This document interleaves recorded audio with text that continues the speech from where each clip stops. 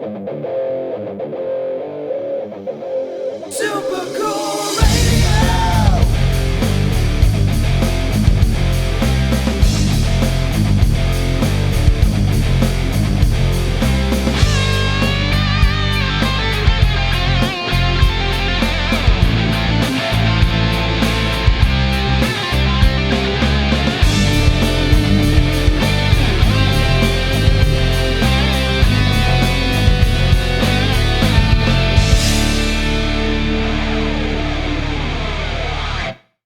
Hello, everyone. I am Matthew Thomas with Super Cool Radio.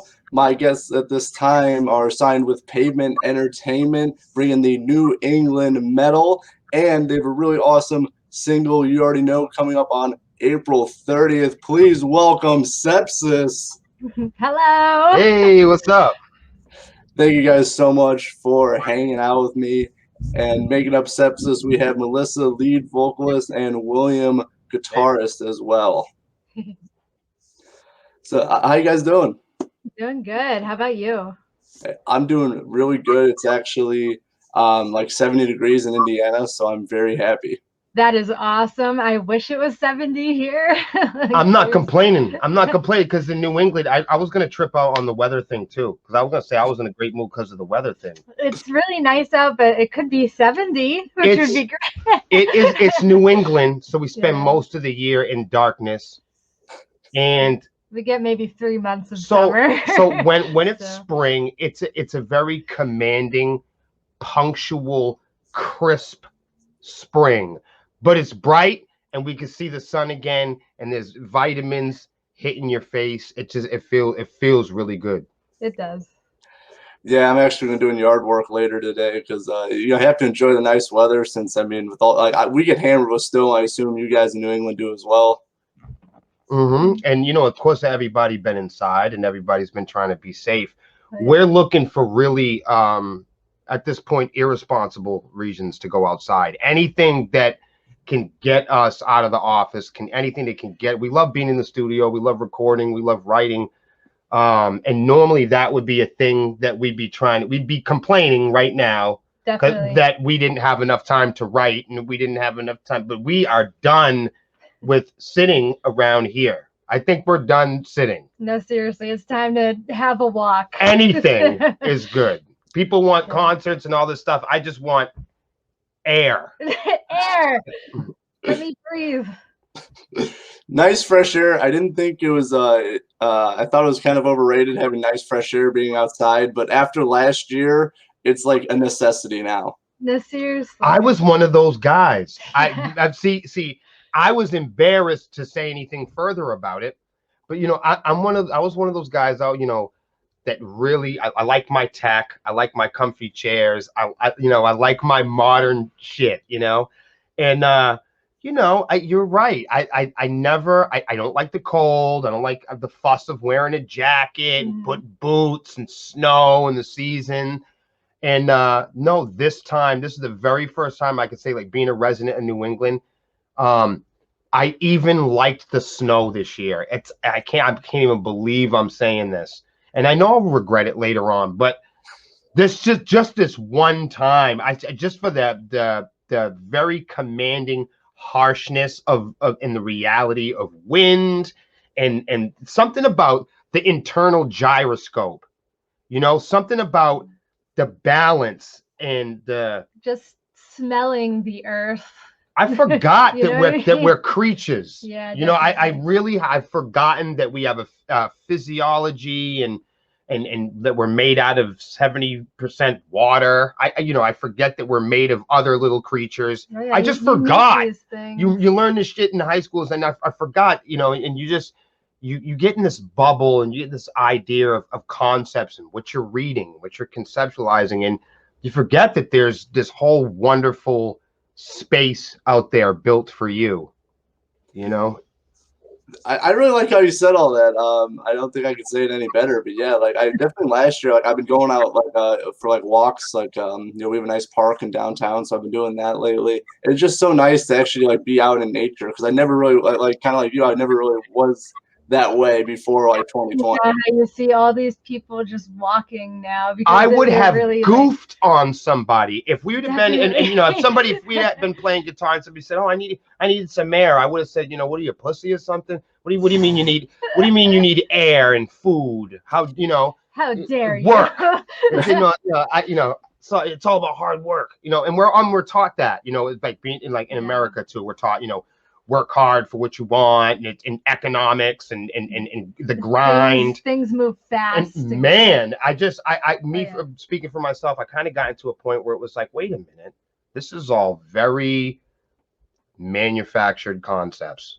And while they seem important, sorry about that, man. You're good. While they feel important, they feel like, you know, such a part of the itinerary. But when it gets down to you as a creature, you don't need to be a Democrat. You don't need to be a black guy. You don't need money. That's not a need of you. You don't need what's on Facebook. You don't need what's in the logos. You don't need the memes. You don't need all of those ideas are kind of like other people's ideas that at one point or another you got excited about. But what you do need is like the Earth's axis and like magnetism and electrons and zinc and vitamin D. And you do need to stretch. And you do need to give somebody a hug. I forgot that I needed to hug my friends. I forgot all of these things that I just, you do that normally every day. And we're social creatures. Right. And you know, you're eating normally a day because your body requires it, and you're doing things and your metabolism's up, and it just, you get into this thing where, you know, you require it, so you do it. But when this whole thing hit, everything really paused, you know, and it was a very strange phenomenon. And then there was this sense of awareness that I was mortal. And then you know, the coronavirus reminded me, oh my God, I'm a fucking person, you know, and that I need to respect other people's space and what it's like to breathe and share health and what it's like to exercise and how important I went my whole life and just forgot that I'm not responsible for breathing all day. You know, we live our lives and we're responsible for everything all day. But like, when you stop, you're like, okay, well, as soon as I can breathe too. But like, if I were to stop breathing consciously, someone else starts taking over. Like, who is that? There's definitely something else out there that makes you breathe. Right. Right. I'm not seeing the color red. This is an interpretation by my brain and is a measuring stick of my hearing and the sensation on my skin and vibration that I'm hearing and that other creatures see and feel and heal differently than I do. And that this whole experience is like my own very individual interpretation. And that the biggest cure for this whole dilemma that we're in is understanding that I'm not the only motherfucker in the room. Dude, you're spitting truth here on Super Cool Radio, man. Dude, I agree. Like, especially my mind. Like, I think everyone reevaluated their life last year. You know that, like, you know, as you said, we're all mortal. Like, we're all mortal creatures. We only have a certain timeline that we're going to be around. And I think definitely people were like, I know a lot of people switched jobs last year, or they found like they went back to school, or like did other things because it was just a whole reevaluation of last year. Whoa. Mm-hmm. It was massive. And I know a lot of people, there's a lot of darkness, obviously, surrounding this. And like, there's a lot of smoke that will clear, and there's like a lot of domestic stuff and social stuff. And I know that there's been like so many people that didn't want to celebrate our differences, and that's been a big problem with it. But the fact that we're this very, like, this ball that we're living on depends on diversity. It depends on this variety of fruit. It depends on these varieties of creatures. It depends on these variety of behaviors and on and offs and ups and downs and lefts and rights. And then that everything really, we all depend on kind of being aware of each other's space. And it's this crazy root system of awakening that kind of hit me right in the mouth and is very much, while there's a lot of darkness surrounding it, I have found encouraged to write more as an artist. And like you said something about going back to school. Holy crap. We all went back to school, man. Like we went, we opened up the music theory books, and we opened up the spiritual books, and we opened up, I mean, we just math and science and the band and the family and staff, and just talking again and talking about who we are and what we mean to each other. And it really, as scary as the whole ordeal has been, and uncertain, and at times it's felt like we were living on this uncooperative planet, we have found amazing and powerful ways to like not only enrich the art, but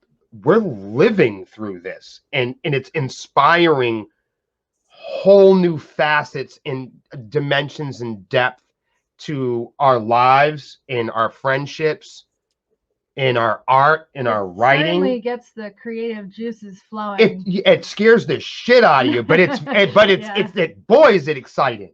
Yeah. I can't say that I know a lot of bands and people and small jobs, because bands, we're a small business. We're like a little ice cream shop, and we spend more than we do on postage or stamps than we do on recording music, because that's what you do when you're a musician. Mm-hmm. You spend money on fucking ads, Yeah. But no doubt. But we have found a whole new love for this thing. We found a whole new respect for the opportunity, and the very rare. It's so fucking rare for me to be friends with these people, these talented people, and have all these opportunities. It seems almost intelligent, you know what I mean? That it's almost impossible for it to be a fluke how well things have gone, and is as dangerous and sometimes tragic and sad. And we've had some deaths, we've had some coronavirus in the family, we've had some really scary shit happen and directly to us during this whole time. But it's not all been a punishment. It hasn't been. Yeah, definitely. We've utilized. It's been cognitive. Yeah, I think definitely for everybody. I think, as I said, like everyone has like reevaluated like what like all their relationships and their life and where they are. And it's definitely there's been, as you said, there's been a lot of negatives that gone around it, but I do think there's a few silver linings that has happened throughout the last year and a half. Definitely. I think truly intellectual people and people who love people, and even different people, people that are really intelligent and caring pieces of the species. I think that they still disagree with people. I think people still feel, but I think the love for each other and the awareness that like what somebody's living in the Bronx on a 30-story building isn't what somebody's living in Kittery, Maine, and that they, when an old person is experiencing isn't what a big fat black guy is experiencing, and he might not be what a toddler is experiencing, or the Asian community's gone through it. The so many communities have gone through so much in such a unique and special way that it feels like our differences make us so different that we can't cooperate. But you're seeing now, I think, even through the most tragic of it and the most crazy fanatical people, I think you're seeing even the most passionate people. They're not necessarily agreeing, but they're going, we don't have to agree on everything. And that's what this diverse existence and reality, it needs diversity to continue. It's a tough amount of mathematics and arithmetic, but I think the truly most caring and intellectual people are starting to celebrate. Well, fuck, man, I'm different, and fuck it, man, he's different, and I don't have to. The meme culture and the internet culture and the pressure to be fat and the pressure to be white and the pressure to be metal and the pressure to be rich and the pressure to be have 20 million likes and views and memes and fucking beaming at your head every 20 seconds. I'm gonna whip this thing across the fucking room. But the fucking memes and the fucking and everything's going off in the background. But and the pressure to, you know, for everybody to be a photographer and a stripper and an influencer and a radio guy and a celebrity, and whoa, it's whoa. It's kind of like we're drinking our own bathwater. That's one way to put it. And that's not a good thing. Not at all. You know, I was just talking about we're 70% water or some shit like that. Some goofy thing that came out of my mouth. I don't know what the exact number is. It is 70%. You're right. Okay, all right. I just didn't want to seem truly uneducated, but you know, if we're really 70% of water, and if I jump in the ocean, am I really swimming? Really? If I'm made out of 75% water and I jump in water, am I swimming? Or are you the water? Or so that's my point. That Yes. So I'm saying that there's no like a song that the song it starts or it ends. There's not there's not music. It doesn't start or end. There's just the music. There's just the dancing.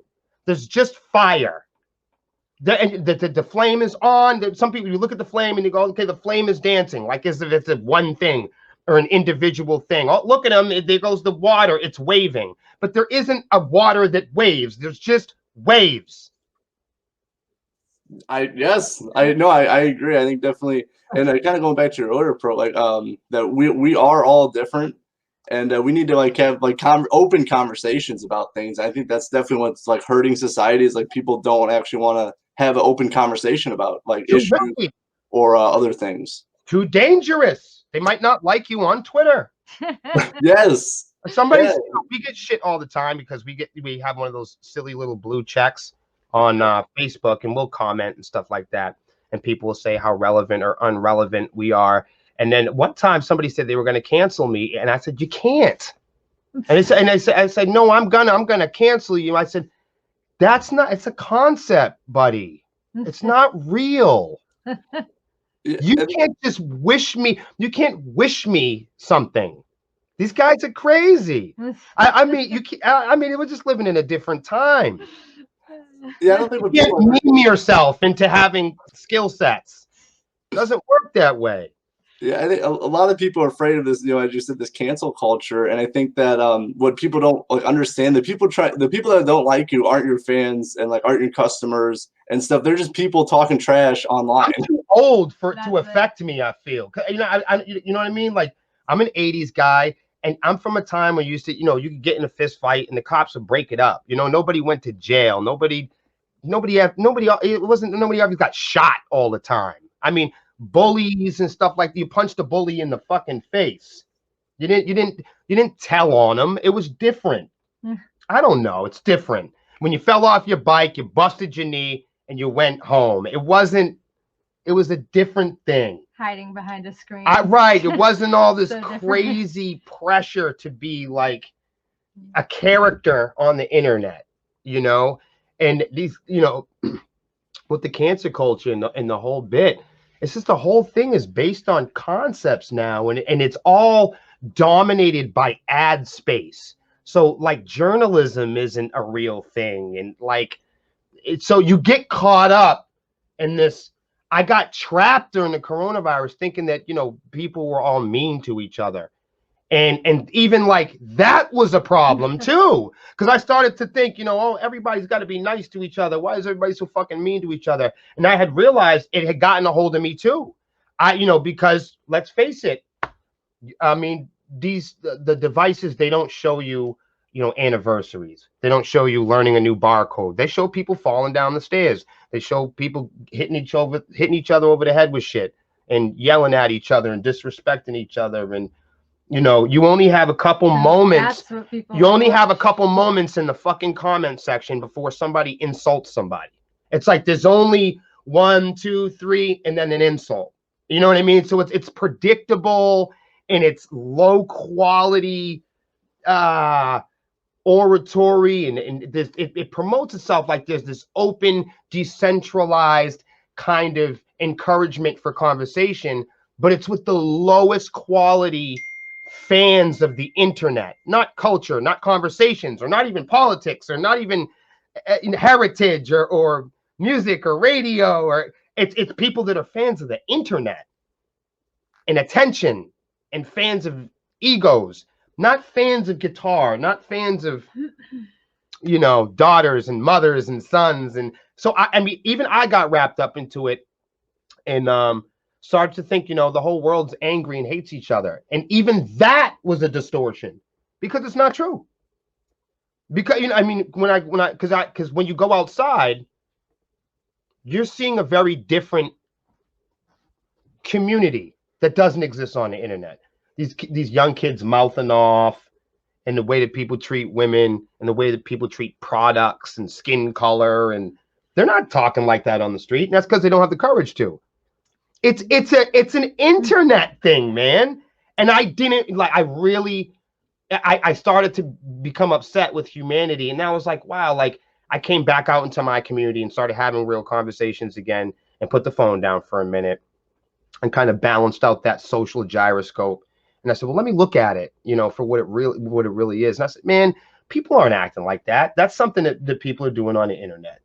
And people that love music and curate music. They're not there to argue about music.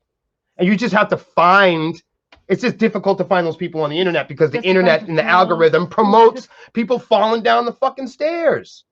And trolls. So, you know, we get it. And it took some time to get it. But we don't got it. I don't think honestly, I don't think anyone does actually have it, because like as you said, like negativity is like boosted on the online, and like all the positive things just get like swept under the rug. Like yeah, there's positive things, but we don't need that. Yeah, and if there is positivity, it might shine, but it is fucking brief. Like, you know, what was last month? March is like, you know, National Women's Month, you know, National Women. I never seen more anger towards women on the internet. That was awful. Then, you know, I happen to be in, you know, Melissa's up there as the front person. She's a female. The stuff that we get will blow your mind. The anger and the low self-esteem meme kids. It's a younger group. They're younger than I am for sure. But it tends to be a younger group, and I've seen a pattern.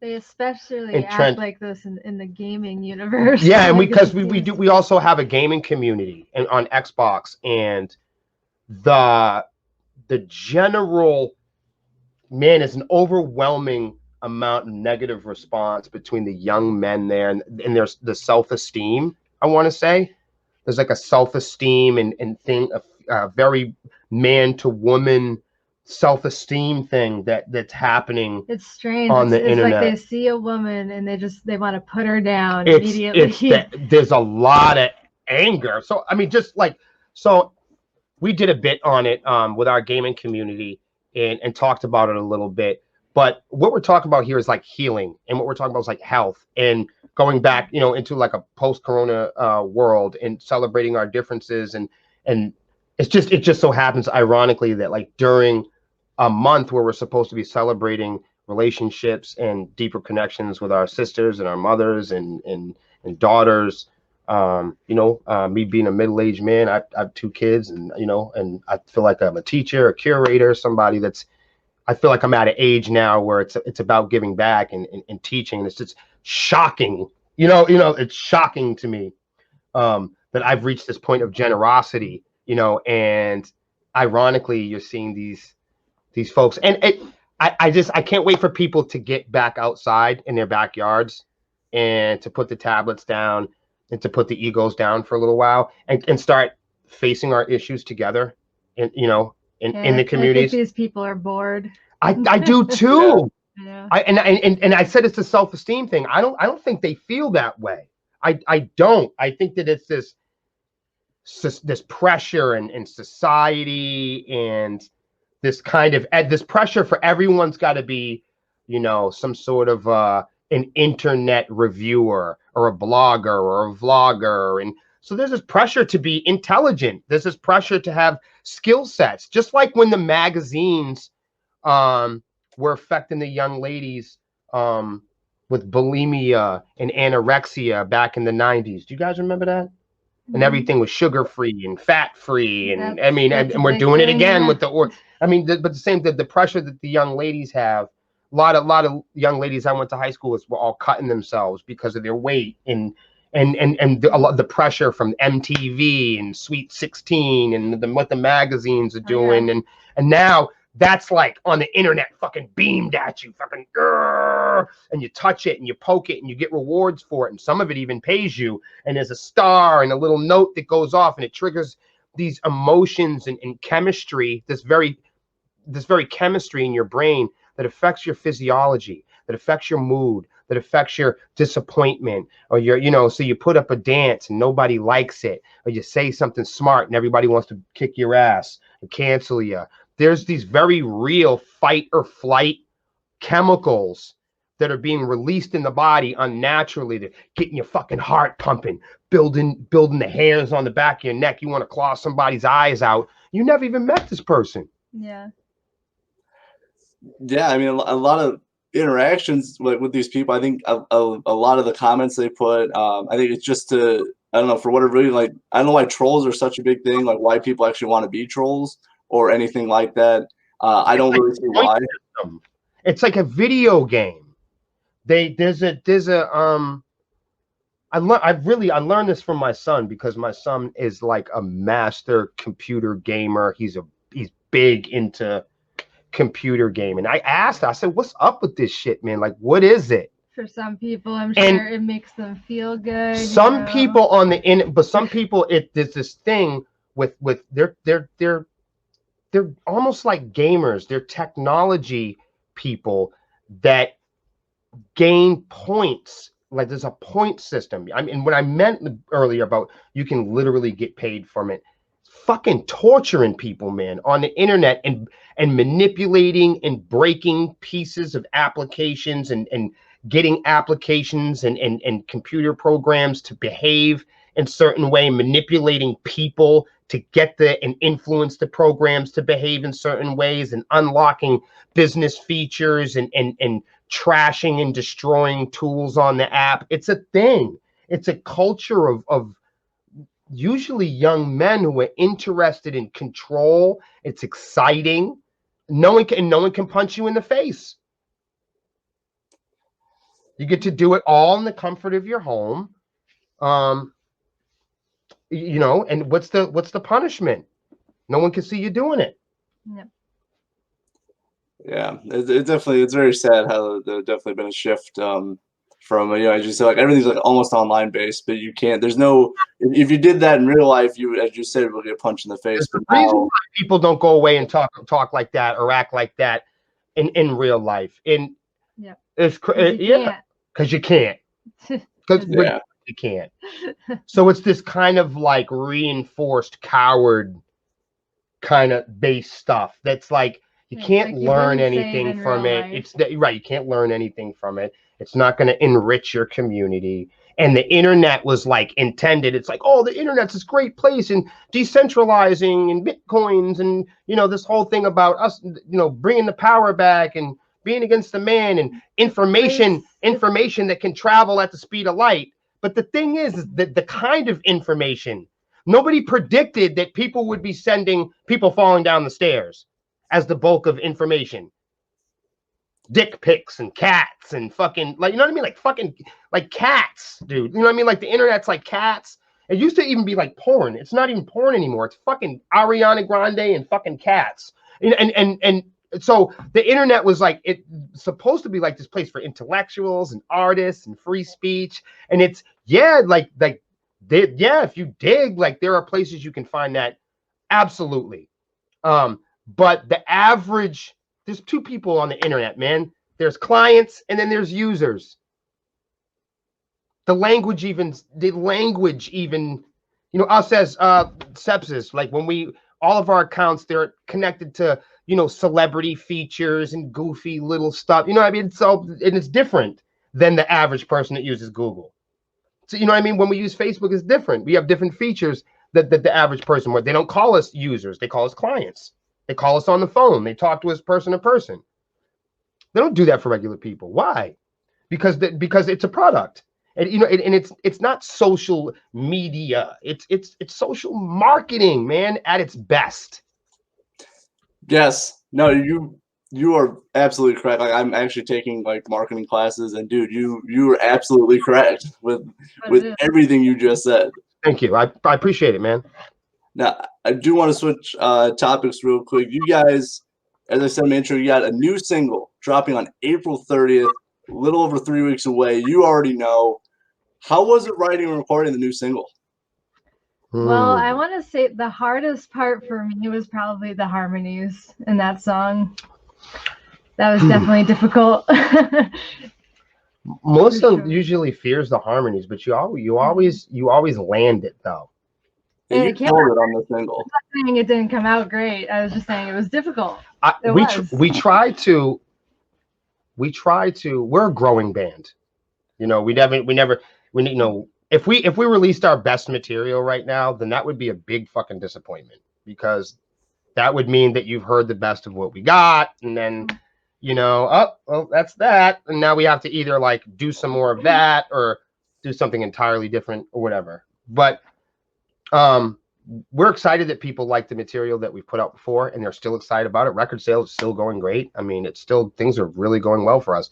We actually have survived the bulk of the madness in the winter. We released the record Almost 11 last August, and it's consistently doing well. We've had some of our best weeks on the record was like last week and a few weeks before that, and that's without touring it. That was like bite our fingers off, chew our fingernails off, and throw like everything. Just roll the dice. Let's put it out. We know that the fans wanted to hear it. We wanted to write a song really for the people, because they really needed this. It's a song about a post-COVID world, and it's about healing and love, and you can really hear that in the lyrics. Yeah. But we want to, and we want it to be like moving and motivational though. We didn't want it to be like, we are the world, and we might make it, and could we please maybe make it? It's like, no, we're gonna fucking make it. Like, no, we need to make it. We need to survive. We have to. The world depends on us to be smart people. The world depends on us to be advanced, and we're always trying to take like little risks in the music. Every song we try to take a little risk or a little twist or a little turn. I think we're the only duet metal. We have a duet now. This particular song is very different for us. I would say it's a very different song, but in a good way. We tried our hardest to keep it as metal as possible, but the goal was to write like something that was like not super metal, something that was really for just people that liked music. Yeah. There's a good way to put it. Right. It's more so it's like not really designed. It's not really designed, and we were scared of that too, because we're like, okay, well, hopefully people don't hate this song, because it's not really designed for metalheads. It's designed for people that we might be able. You might like metal after you listen to it, basically. Yeah, I really enjoyed it. Actually, featured on my show a little over a week ago, and I think it has more like a hard rock feel to it. It's not like a straight metal, like like the stuff off Almost 11. I think it's more of a hard rock feel, but I really like the message in it, and I think you guys are like really stepping up your game with like each single you guys put out. Thank you so much. Thank you. That's the goal. That is really a goal. That is the goal, and that's. I was just about to say that. Boy, we get a lot of anxiety about that. Yeah. We were writing the track, and we kind of got stuck at a few places, and to be creative, you got to walk away. You got to take a break. You can't chase. We have this thing with Sepsiss. Don't chase it. You don't chase it. We get a good idea or something that's hot. We don't chase it, because you get burned. You get burnt out. Oh yeah. So we let it live. We let the music crawl around the room. We try. We don't want to scare it off. So sometimes we kind of got to let it. Because just like a hamster, if you try to grab a fucking hamster, it's going to go rah, and fucking claw at you. And it might even bite you and draw blood. And we're always trying to improve ourselves and our skill sets. Right. So every song we try to make better than the last. We try to like seduce the idea. Right. And we be more patient with it. And we were walking down the street, and I do a lot of composition in my head first. So, but I'll audition it in front of the band a lot, like throughout the day. So I'll be like, and I'll be like that, and they'll be like, "Ooh, that might work. That might work." And then we'll just start throwing notes or ideas. We could be anywhere, shopping, walking down the street. So we were getting some milk one morning. We got caught up on the bridge part, and we were pretty frustrated the day before. We really needed that bridge part. There's like that little R&B kind of thing that happens there. And you know, we have all of our masks and hazmat suits on and everything. And I said, I think I got it. I got the bridge.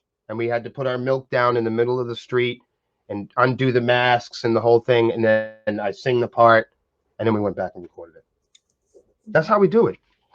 Yeah, it's really nice, like inspiration for like, you know, like even like some of my stuff. Like I think about it like 2 in the morning, like, oh, I could add this part or I could record this, and it's really cool just how it hits you, and it's natural, it's organic, and it doesn't really have a time slot. Like, oh, I'm gonna get inspiration at 10 o'clock at night. Well, no, it might have been, but it could be like 2 in the morning watching TV. We have a saying here, and it's rules aren't sexy. I agree.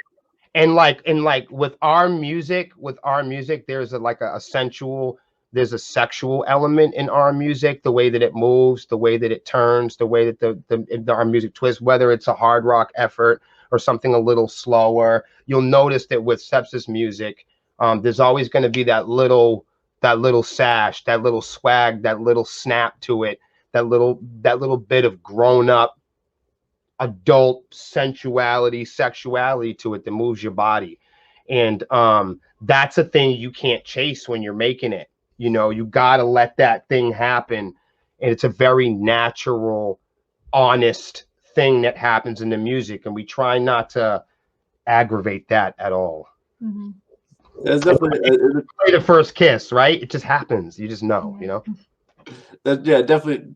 Don't force anything, because really then it just it's not the quality. The quality is not there when you just try to like force something just to get it out. Hope everyone's enjoying my interview with Sepsiss. We were having such a great chat, but now it is time to feature a teaser for their upcoming single, You Already Know. It'll be available April 30th. Please pre-save it on Spotify. Here is You Already Know by Sepsiss. Enjoy. Try not to look like you already know. You already know.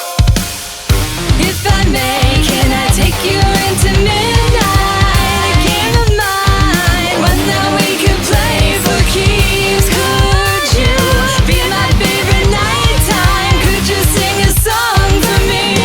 You know it all comes down to us. Sun never rises in the same sky.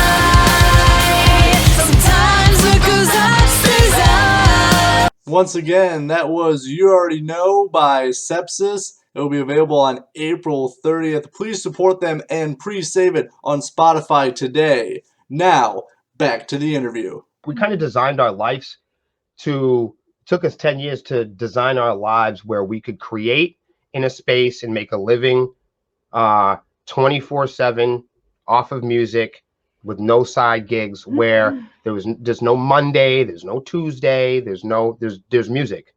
So when we turn the camera off, we're going to go talk with fans. We're going to go get our stores together. We're going to update our sites. We're going to finish off the riffs. We're going to, you know, call our managers, call our record label. We've got stuff going on with them. We got stuff going on with the engineer. We got photo shoots coming. We got stuff with the gaming community.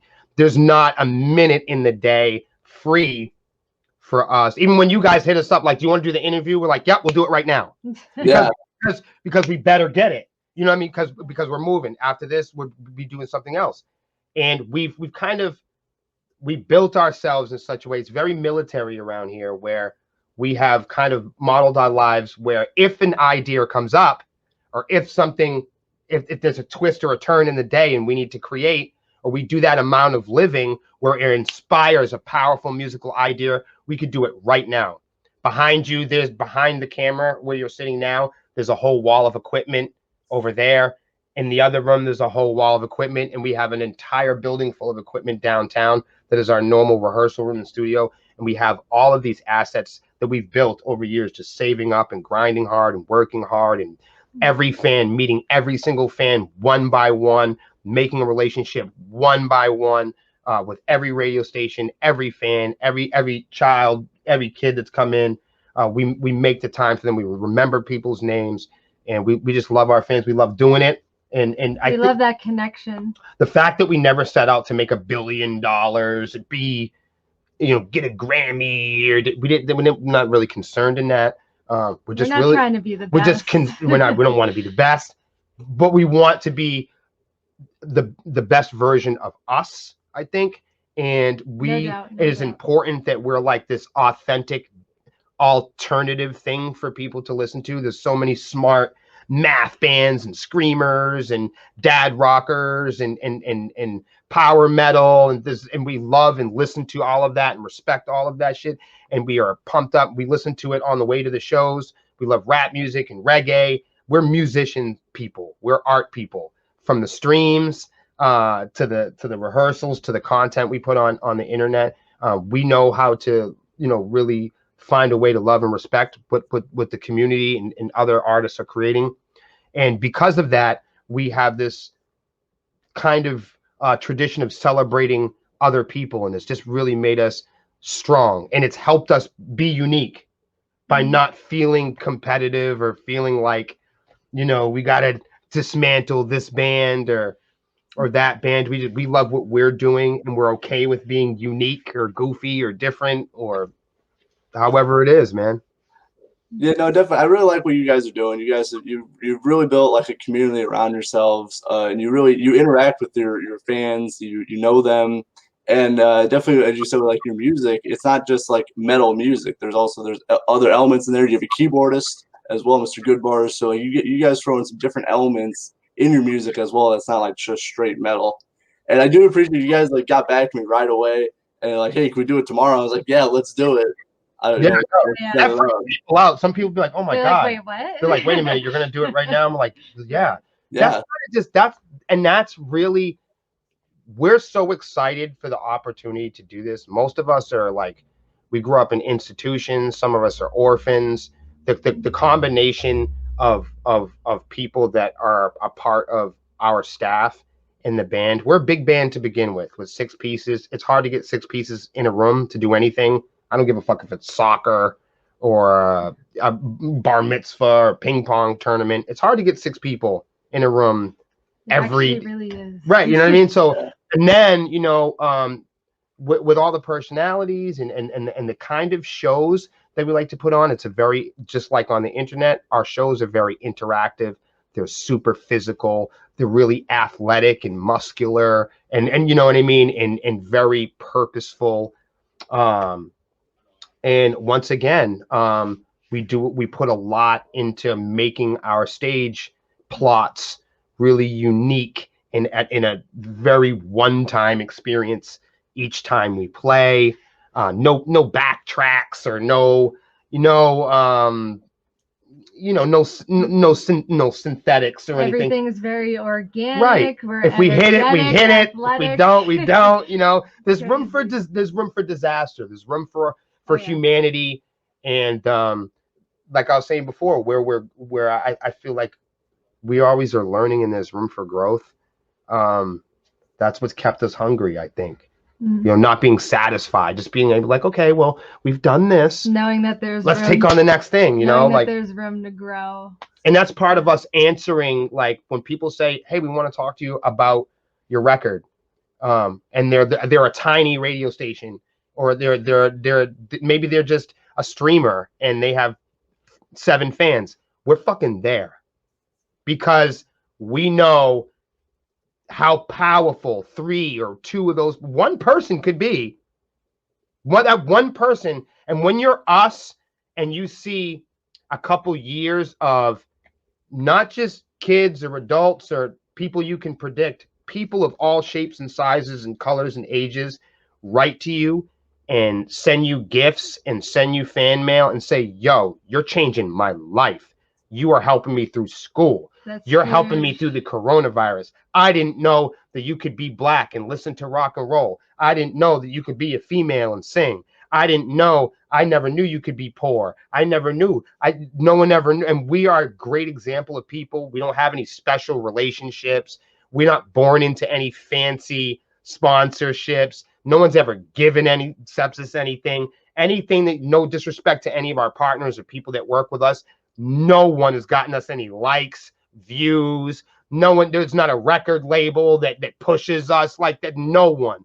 What we do, what you see, our views, our math, whatever it is, we don't inflate our numbers. We don't do Spotify playlists. Purely we don't organic. ask anybody to do everything that you see. The one thing that you can get from us is it's fucking real, man.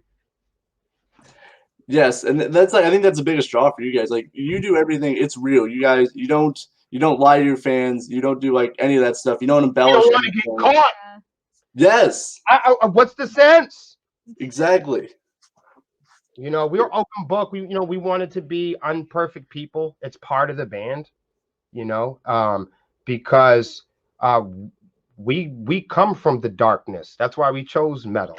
That's why we chose aggressive music. And we wanted to show that making aggressive music and music you can work out to, and music you could race to, and music you could bleed to, and music you could fight to, it doesn't have to be about hatred. It doesn't have to be against any group. You know, it doesn't have to be violent.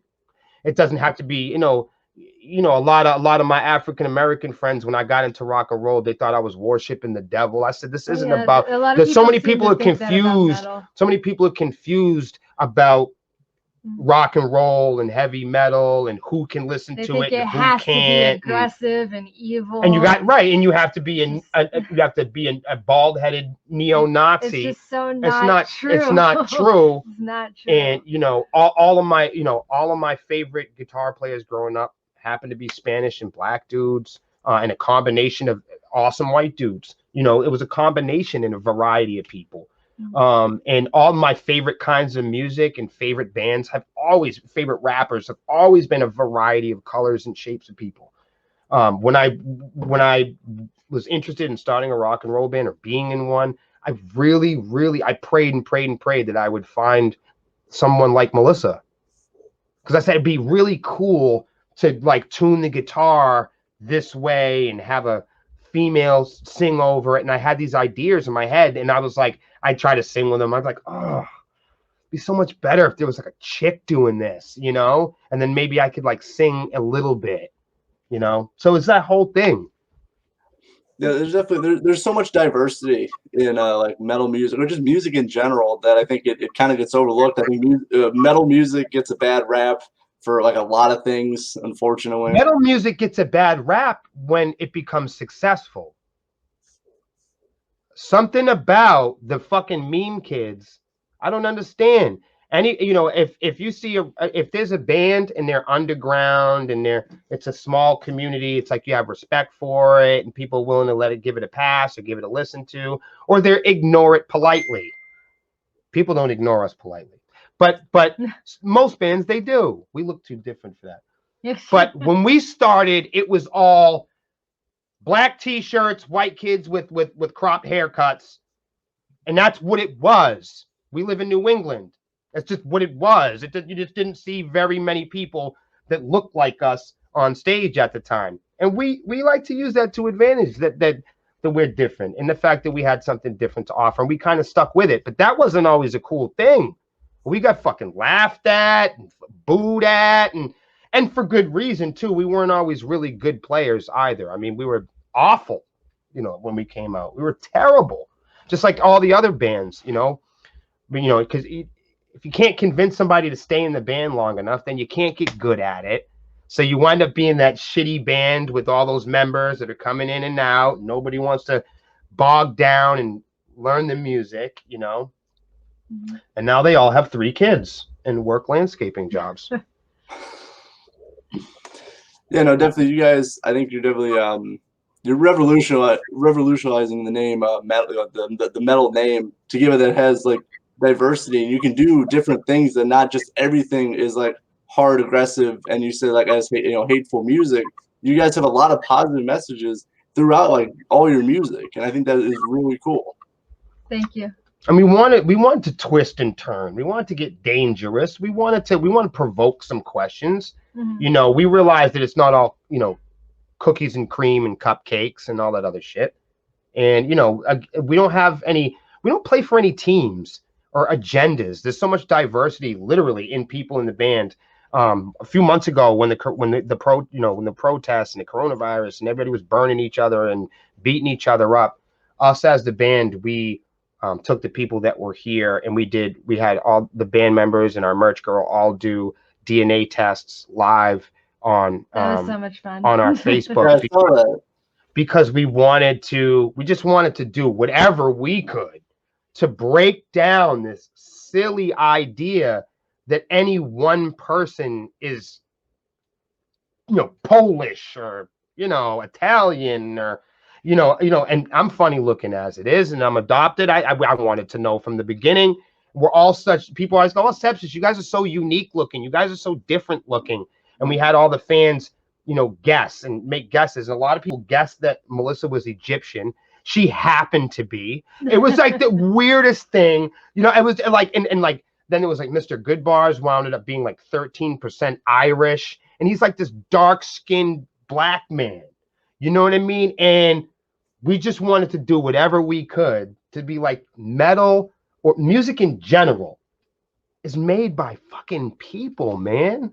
And people coming together. So diverse. Of all places of the world. And we're as our part, we've made our part in the species where we all are many things. And our grandparents and our great-grandparents, we don't have to be mad at them. It's just that they didn't have the technology to tell you the truth. They didn't have the science to be, and back then, if it wasn't popular to be Jewish or black, then you just lied. Then if you could, if it was popular to be something, that's what you were, because that's that. And you can see the same for, all the things that we've dealt with Native Americans and the witch trials and, African Americans in the country. It's like we make the same mistakes over and over again, and we forget. But us being musicians, us making recordings, this is our way to record our version, right? Because there's two sides of the coin, and then there's the truth. Yes. No, I really like how you guys put that, and definitely I love how much diversity is going on, especially in the music. I actually I recently saw a documentary on Native Americans in music, and it was really cool, just like how many musicians I didn't know were Native American, like Link Ray. Pretty much started punk rock music, and like I only heard about him a few months ago. Wow. And like he inspired the MC5, Iggy Pop, all those great punk bands. I didn't know any of that either. Yeah, check out Rumble. It was on PBS a few months ago. It's on YouTube right now. Okay. Definitely check that out. Especially Jimi Hendrix is actually part Native American. I found out through the documentary, which I didn't know. Wow. So yeah. Well, yeah, and the New Orleans style of music was actually a combination of African American and Native American music, which I didn't know. I didn't know that. Yeah, it's really like I was so surprised and definitely enlightened by this just all the new information that I had no idea about. We just did with Mr. Goodbars. He had never seen it's like the encyclopedia. It's like 11 episodes of like the encyclopedia of metal or whatever it is, and it just goes back, it goes all the way back to Little Richard. Basically it starts from like, it starts from like, and it's probably the third time I watched it. He was fucking blown away. When you go back and you see, they don't show you that shit on the internet. No, they don't. No. They just show you the comment section. Yeah, no, my dad showed me this documentary. He's like, you gotta check this out. This is like really good stuff. And I was just so surprised, like how I haven't how much I love music and I haven't heard any of this information before.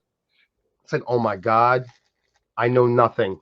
Yes. Yeah, right. You know what? But that is the gift of music, though, and that's the gift of discovery. That's the gift of the culture, and that's the gift of rock and roll, man, for sure. But that's Dude, yes. you know what I mean? Like, it's gonna fucking come at you over and over again. Ever since I picked up that guitar, it has never gotten easier for me.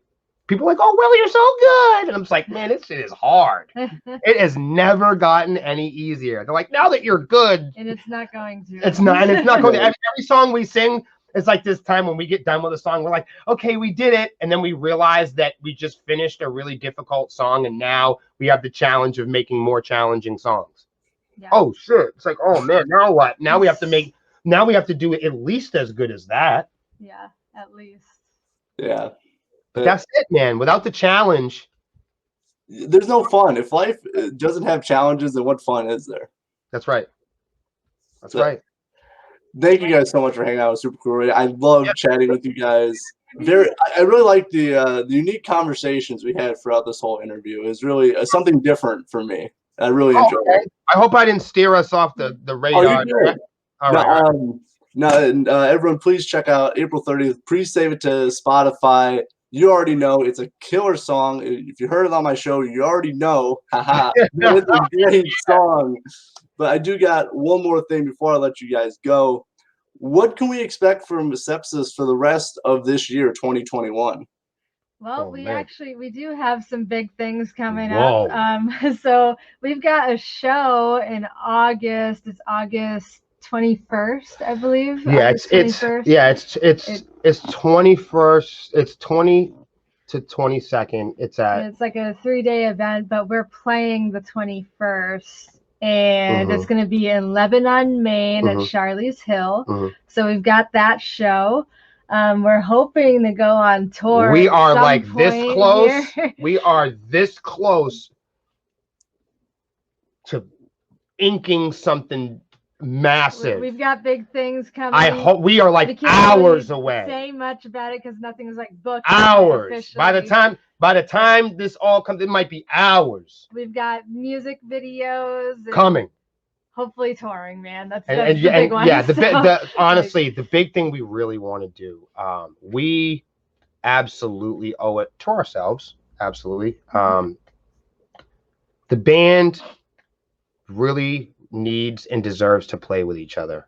I mean, if they've been working so hard, man, that I think it's not even let's make $1 million or let's go to Japan. I think the most healthy thing for the band to do really is to be together and to be a band again. That would just feel amazing. For a while. These guys have been separated. It's been really tough emotionally. Like I said, there's been a lot going on in family, and just everybody needs to like hug each other and know that we're all safe and continue to create for sure. We're already on album 2 with Glenn Robinson. The awesome Grammy-nominated Glenn Robinson is back for album 2. We're super psyched. It's going to be bigger. It's going to be better. There's bigger ideas. It's cleaner, stronger, bigger, more.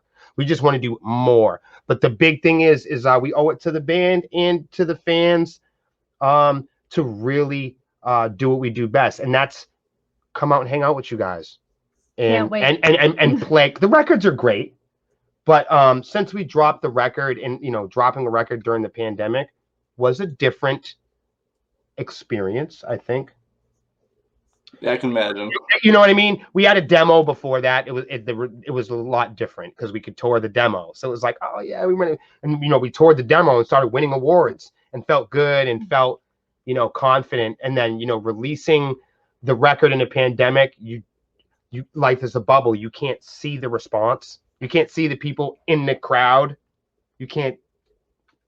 People tell you in a text message, love it. And you're like, all right, cool. Talk to you later. Like, I am so excited to see everybody's bright, shining faces at the shows again. I can't wait. People have been great to us. The fans have been like everything. Like, we would have shriveled up and ran away. But the fans have kept us. We would have done without the They fans, remind us every day, you guys are doing it, you guys are healthy, you guys are great. They're just everything to us. We don't know, we don't know if we're all right. We got to ask you guys out there sometimes. So yeah, I appreciate it, man. Of course. But thank you guys so much for hanging out with me. Make sure, as I said, pre-save. You already know on Spotify, drops April 30th. It is a rocking song. And I'm in our conversation. I totally forgot to hold this up. If you haven't picked this up, Oh, yeah. please treat yourself. Yes. Pick it up, and please support this great New England band, Sepsiss. And for Melissa and William, I am Matthew Thomas with Super Cool Radio. Thank you for hanging out with me. Thank you, man. Hope you enjoyed. Having us. Salute, my man. Bye. God bless.